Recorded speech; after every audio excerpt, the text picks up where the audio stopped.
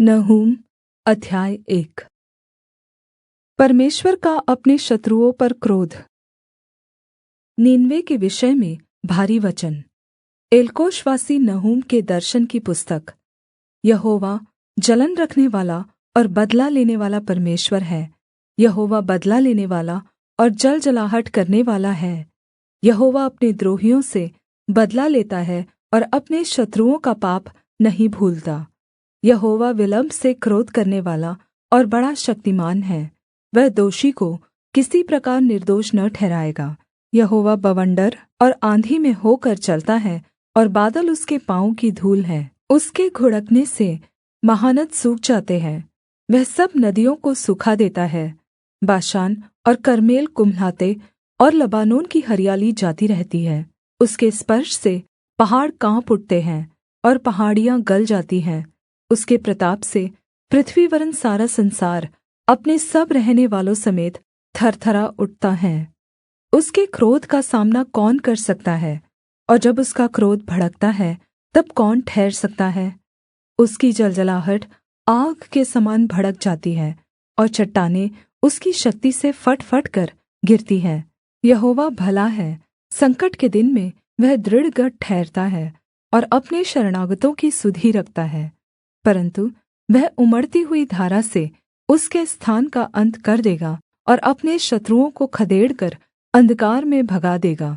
तुम यहोवा के विरुद्ध क्या कल्पना कर रहे हो? वह तुम्हारा अंत कर देगा। विपत्ति दूसरी बार पड़ने न पाएगी, क्योंकि चाहे वे काँटों से उलझे हुए हो और मदिरा के नशे में चूर भी हो, तो भी वे सूखी खूँटी की समान भस्म किए जाएंगे। तुझ में से एक निकला है जो यहोवा के विरुद्ध कल्पना करता और नीचता की युक्ति बाँधता है। यहोवा यह कहता है, चाहे वे सब प्रकार के सामर्थी हों और बहुत भी हों, तो भी पूरी रीति से काटे जाएंगे और शून्य हो जाएंगे। मैंने तुझे दुःख दिया है, परन्तु फिर न दूँगा, क्योंकि अब मैं उसका जूआ तेरी गर्दन पर से उतार कर तोड़ डालूँगा और तेरा बन्धन फाड़ डालूँगा। यहोवा ने तेरे विषय में यह आज्ञा दी है, आगे को तेरा वंश न चले। मैं तेरे देवालयों में से ढली और गढ़ी हुई मूरतों को काट डालूँगा। मैं तेरे लिए कब्र खोदूँगा, क्योंकि तू नीच है। देखो, पहाड़ों पर शुभ समाचार का सुनानेवाला और शान्ति का प्रचार करनेवाला आ रहा है। अब हे यहूदा, अपने पर्व मान और अपनी मन्नतें पूरी कर, क्योंकि वह दुष्ट फिर कभी तेरे बीच में होकर न चलेगा। वह पूरी रीति से नष्ट हुआ है। नहूम अध्याय 2। निनवे का विनाश। सत्यानाश करने वाला तेरे विरुद्ध चढ़ आया है। गढ़ को दृढ़ कर, मार्ग देखता हुआ चौकस रह, अपनी कमर कस, अपना बल बढ़ा दे। यहोवा याकूब की बढ़ाई इस्राएल की बढ़ाई के समान ज्यों की त्यों कर रहा है, क्योंकि उजाड़ने वालों ने उनको उजाड़ दिया है और दाख की डालियों का नाश किया है। उसके शूरवीरों की ढालें लाल रंग से रंगी गई और उसके योद्धा लाल रंग के वस्त्र पहने हुए हैं। तैयारी के दिन रथों का लोहा आग के समान चमकता है और भाले हिलाए जाते हैं। रथ सड़कों में बहुत वेग से हाँके जाते और चौकों में इधर-उधर चलाए जाते हैं। वे मशालों के समान दिखाई देते हैं और उनका वेग बिजली का सा है।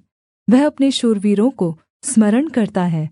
वे चलते चलते ठोकर खाते हैं। वे शहरपनाह की ओर फुर्ती से जाते हैं और सुरक्षात्मक ढाल तैयार किया जाता है। नहरों के द्वार खुल जाते हैं और राजभवन गलकर बैठा जाता है। हुसेब नंगी करके बँधुआई में ले ली जाएगी और उसकी दासियाँ छाती पीटती हुई पिण्डकों के समान विलाप करेंगी। निनवे जब से बनी है तब से तालाब के समान है, तो भी वे भागे जाते हैं और खड़े हो ऐसा पुकारे जाने पर भी कोई मुँह नहीं मोड़ता। चाँदी को लूटो, सोने को लूटो, उसके रखे हुए धन की बहुतायत और वैभव की सब प्रकार की मनभावनी सामग्री का कुछ परिमाण नहीं। वह खाली, छूछी और सूनी हो गई है।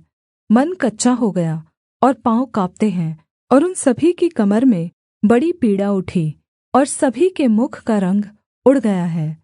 सिंहों की वह माँद और जवान सिंह के आखेट का वह स्थान कहाँ रहा जिसमें सिंह और सिंहनी अपने बच्चों समेत बेखटके फिरते थे? सिंह तो अपने बच्चों के लिए बहुत आहेर को फाड़ता था और अपनी सिंहनियों के लिए आहेर का गला घोट घोट कर ले जाता था और अपनी गुफाओं और माँदों को आहेर से भर लेता था।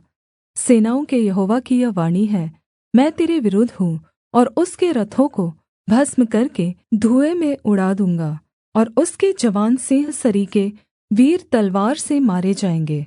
मैं तेरे आहेर को पृथ्वी पर से नष्ट करूँगा और तेरे दूतों का बोल फिर सुना न जाएगा। नहूम अध्याय 3। निनवे का श्राप।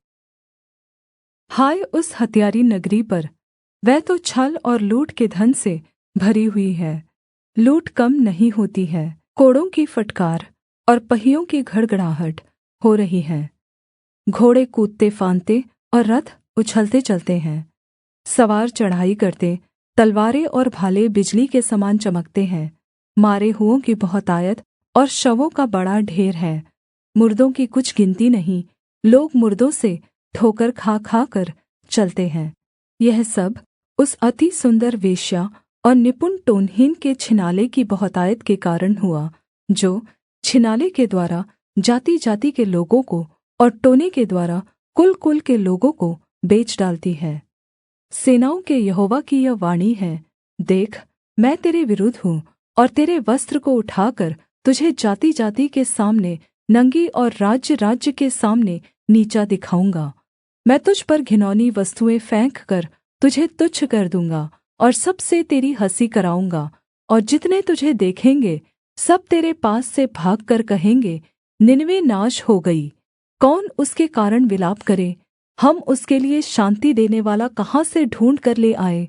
क्या तू अम्मोन नगरी से बढ़कर है, जो नहरों के बीच बसी थी और उसके चारों ओर जल था और महानद उसके लिए किला और शहरपनाह का काम देता था? कूश और मिस्री उसको अनगिनत बल देते थे। पूत और लूबी तेरे सहायक थे, तो भी लोग उसको बँधुआई में ले गए और उसके नन्हे बच्चे सड़कों के सिरे पर पटक दिए गए। और उसके प्रतिष्ठित पुरुषों के लिए उन्होंने चिट्ठी डाली और उसके सब रईस बेड़ियों से जकड़े गए। तू भी मतवाली होगी, तू घबरा जाएगी, तू भी शत्रु के डर के मारे शरण का स्थान ढूँढ़ेगी। तेरे सब गढ़ ऐसे अंजीर के वृक्षों के समान होंगे जिनमें पहले पक्के अंजीर लगे हों। यदि वे हिलाए जाएँ तो फल खाने वाले के मुँह में गिरेंगे। देख, तेरे लोग जो तेरे बीच में हैं, वे स्त्रियाँ बन गए हैं। तेरे देश में प्रवेश करने के मार्ग तेरे शत्रुओं के लिए बिल्कुल खुले पड़े हैं और रुकावट की छड़ें आग का कौर हो गई हैं। घिर जाने के दिनों के लिए पानी भर ले और गढ़ों को अधिक दृढ़ कर। कीचड़ में आकर गारा लताड़ और भट्ठे को सजा। वहाँ तू आग में भस्म होगी और तलवार से तू नष्ट हो जाएगी। वह येलेक नाम टिड्डी के समान तुझे निगल जाएगी, यद्यपि तू अरबे नामक टिड्डी के समान अनगिनत भी हो जाए। तेरे व्यापारी आकाश के तारागण से भी अधिक अनगिनत हुए। टिड्डी चट करके उड़ जाती है। तेरे मुकुटधारी लोग टिड्डियों के समान और तेरे सेनापति टिड्डियों के दलों सरीखे ठहरेंगे, जो जाड़े के दिन में बाड़ों पर टिकते हैं, परन्तु जब सूर्य दिखाई देता है तब भाग जाते हैं और कोई नहीं जानता कि वे कहाँ गए। हे अश्शूर के राजा, तेरे ठहराए हुए चरवाहे ऊँघते हैं। तेरे शूरवीर भारी नींद में पड़ गए हैं। तेरी प्रजा पहाड़ों पर तितर-बितर हो गई है और कोई उनको फिर इकट्ठा नहीं करता। तेरा घाव न भर सकेगा, तेरा रोग असाध्य है। जितने तेरा समाचार सुनेंगे वे तेरे ऊपर ताली बजाएंगे, क्योंकि ऐसा कौन है जिस पर तेरी लगातार दुष्टता का प्रभाव न पड़ा हो?